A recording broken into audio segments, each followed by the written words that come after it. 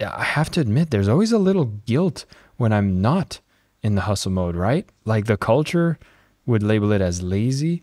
There's a part of me that's like, am I not keeping up with the competitors?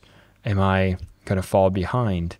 And so there's an anxiety in the letting go, the surrendering, the chilling. It feels like it's chilling. And then I'm like, oh my God, am I allowed to do that? Is that even something you've had to wrestle with? Yeah, I've been wrestling with it this week. Okay. It's not just me. Good. Okay. Thank you.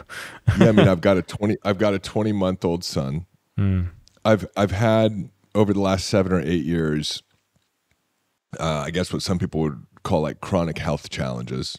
Nothing serious, but just affecting my energy levels. And so I have this idea that I should be performing at a certain level, spending a certain amount of hours a day working. What actually comes to mind is I remember a video with Alex Hormozy saying, yeah, when I work a single shift in the day, it's from, 7 in the morning till 3 or 4 in the afternoon. But I've been working double shifts and sometimes I work triple shifts. And I'm like, well, I don't even know if I'm doing one shift right now.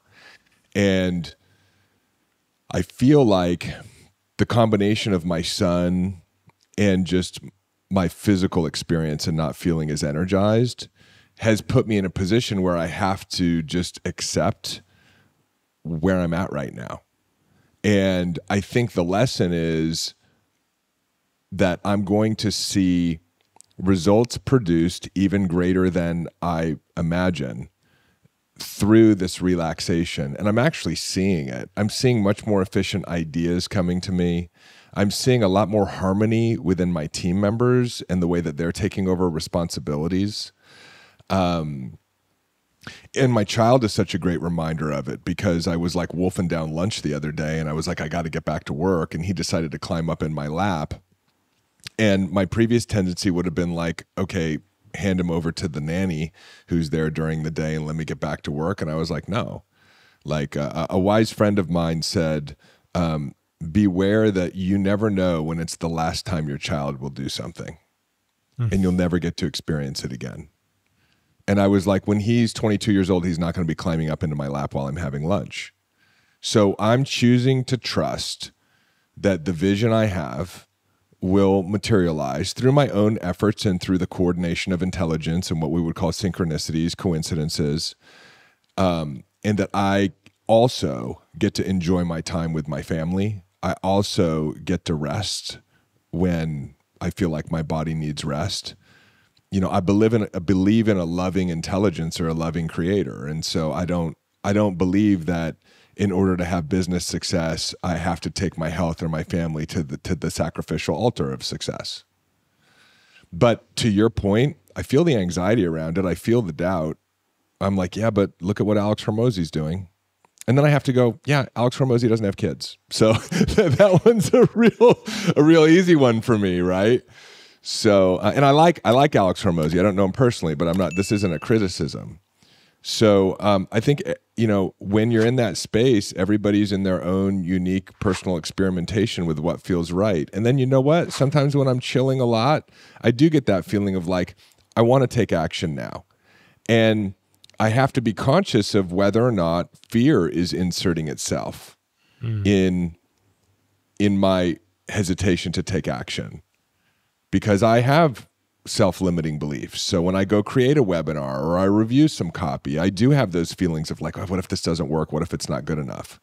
And so that's why this is such a nuanced game, because there's a difference between resting because it's time for space so that something new can emerge from the field and so that you can tap into new ideas and so that you can enjoy your life. That's different than resting because you're afraid to take action. And it's important to distinguish between the two. Is there an easy test for you to know which one's making you make the decision to rest? I think it's the emotional guidance system. I think it's how you feel. When I think to myself, I need to push harder right now, but I'm not feeling physically up for it.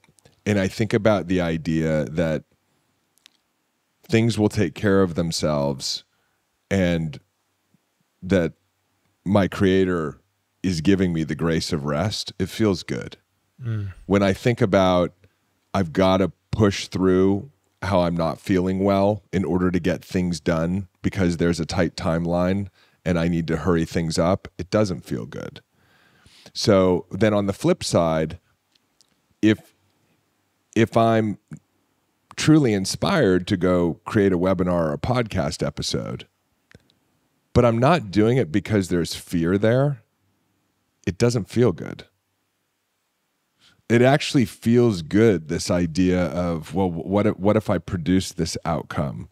You know, what if I, so it's in that gray zone. I don't know if I'm being articulate about it, but it's in that middle ground where I think that I'm not feeling fear when I'm talking about pushing through and doing more work rather than resting, but I'm feeling fear when I'm thinking about not doing the webinar when I quote unquote should be.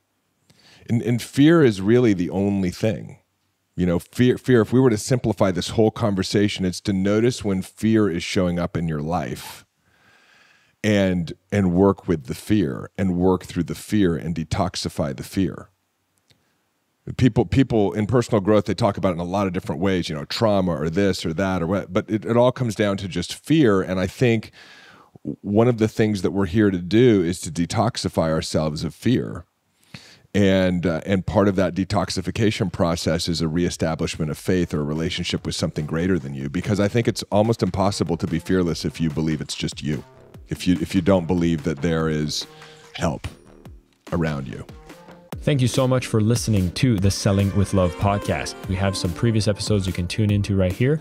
And if you prefer the short form content where you get to the point in under 10 minutes, we do have a ton of clips from our best episodes that are being shared on this channel as well. So pick which one supports you the most. And of course, thank you for liking, subscribing, and of course, selling with love.